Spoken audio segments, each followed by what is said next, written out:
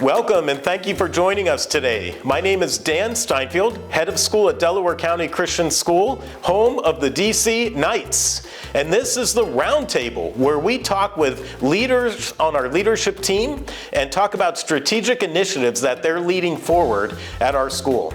So today we're joined with Kevin McIntyre. Kevin, welcome. Thank you. I'm happy to be here this morning and share a little bit about the work I'm doing in outdoor learning and summer programming. Yeah, great. We're so glad that you're with us. And that's what we're here to talk a little bit about today, our outdoor learning program and some of the great things that you're doing pre-K 2 through 12 at DC. But let's start here, and why don't you just share with a quick overview of the various roles that you've had at Delaware County Christian School, and a second part to that question, why do you remain at DC? What is it that you love, or what keeps you at DC?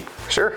So I've been employed at DC since 2011, and I've had a number of roles along the way, but I actually started out as the summer camp director. I don't know if you remember, but you hired me. I do. We were in a meeting together. I remember that well. Yeah. So 2011 was my first summer, and then that year, the Lord provided a full-time position as the elementary PE teacher.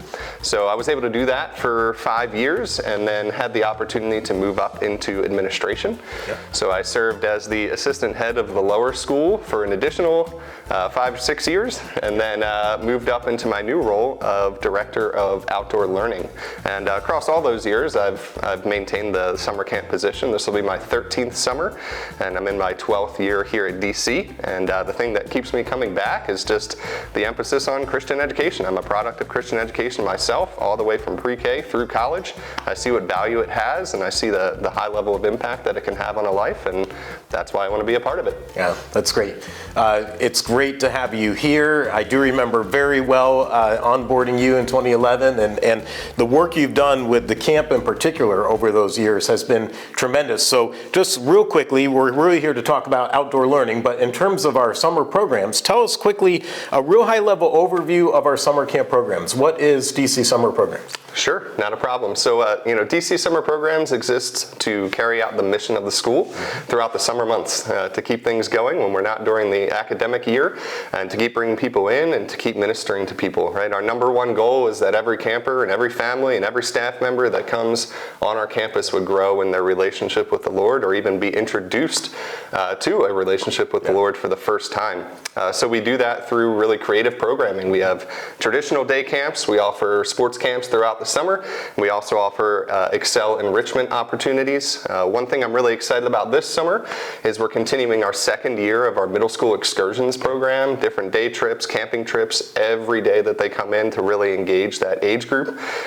We have brand new variety in our Excel programs and new themes for our traditional day camp as well. So I'm really excited about what's to come in that area. And registration is open now, so feel free to log on, dccs.org/summer, and see what you'd like to do. Register now, get your spot, and we say that about 50% of our summer camp registrants are DC families. Correct. But another 50% come from outside of the DC community, so it's a great outreach to the community. Yeah, one of the best things that I get to see throughout the summer is actually when our students come in, or really any camper that has faith in Christ already. And we do have campers that come that don't. Their family just like the atmosphere, but they don't attend church. They're not believers in Christ. And not only from the counselor and staff level communicating that truth, but also camper to camper. Yeah. It's a really unique experience and a great thing to observe and be a part of. Yeah, that's great. And just some of our families that might not be as familiar with the program, how many total registrations will you walk through, or will you run this season?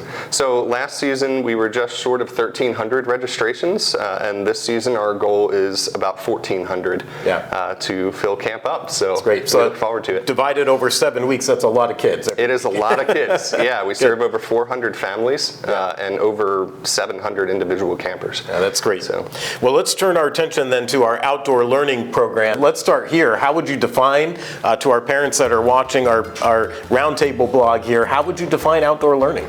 Well, it's a really simple concept at its core, right? It's simply taking your learning outside, right? We know that there's value in changing up the learning environment for our students to get them outside of the four walls of the classroom and to really experience their learning in a very real way. It can be really impactful, especially for students that don't maybe connect as well with a classroom learning environment. So it's another really strong tool we have in the education process here.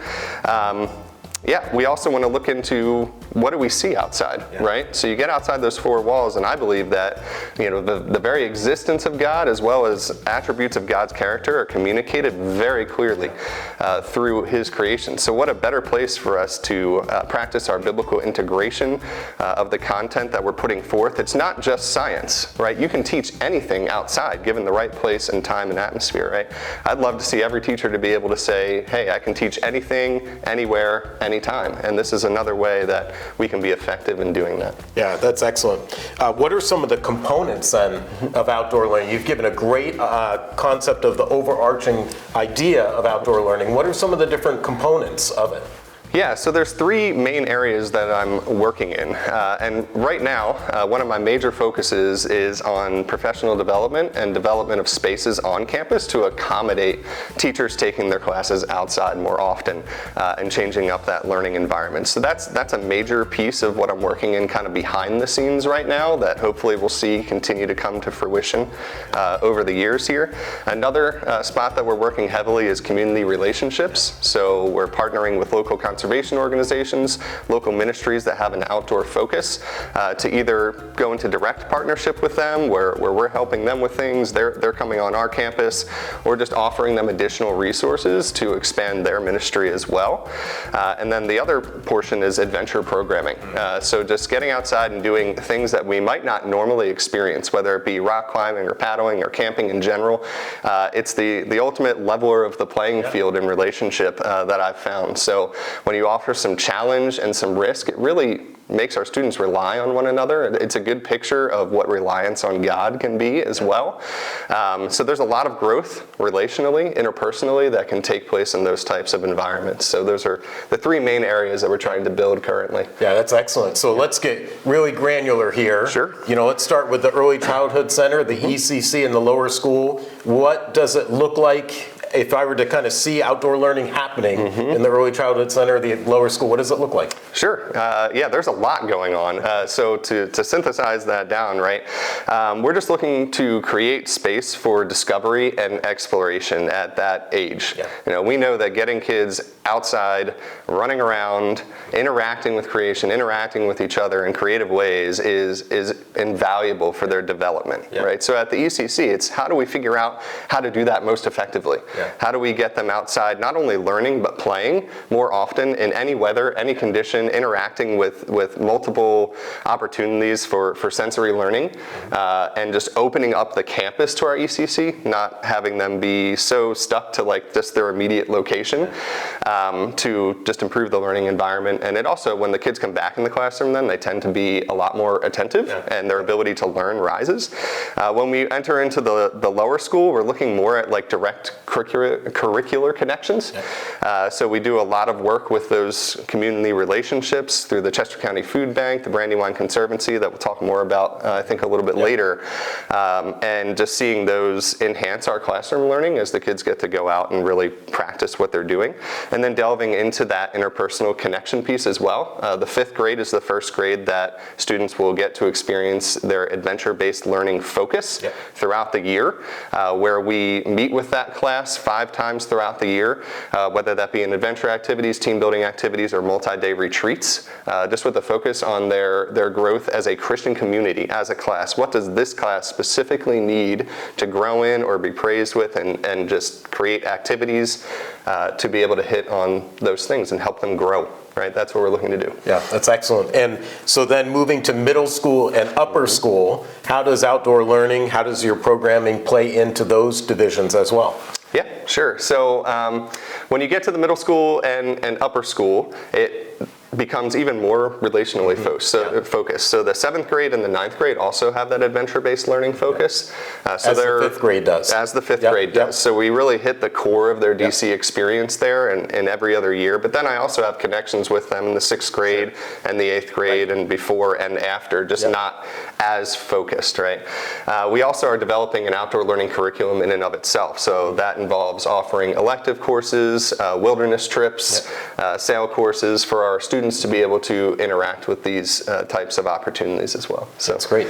Yeah. Yeah, and so, the way you would interplay with the 9th grade freshman launch, for example, maybe to give a concrete example, talk through how does that look in 9th grade? As students enter high school, there's an intentional retreat for them, we call it the launch, and then that carries on throughout the rest of the year and other intentional programming that you do. It does, yeah. So, we know that retreats are valuable, right? It's always good to get your class together and do something a little bit different and build the community of your class, right? But very rarely do we follow that, right? It's usually this experience where, oh, this was great, but in a few months it's kind of lost on us, if it even lasts that long, right? So the goal of these adventure-based learning sessions is to revisit that launch, right? To take what that class was sent out with, revisit it and make a new goal, right? Meet with the teachers, see what that class needs. How are they doing? Tailor their experience to then move forward in their growth as a community that pleases the Lord here at DC. Yeah, that's excellent. Very exciting. Makes me wish I was back in 5th grade or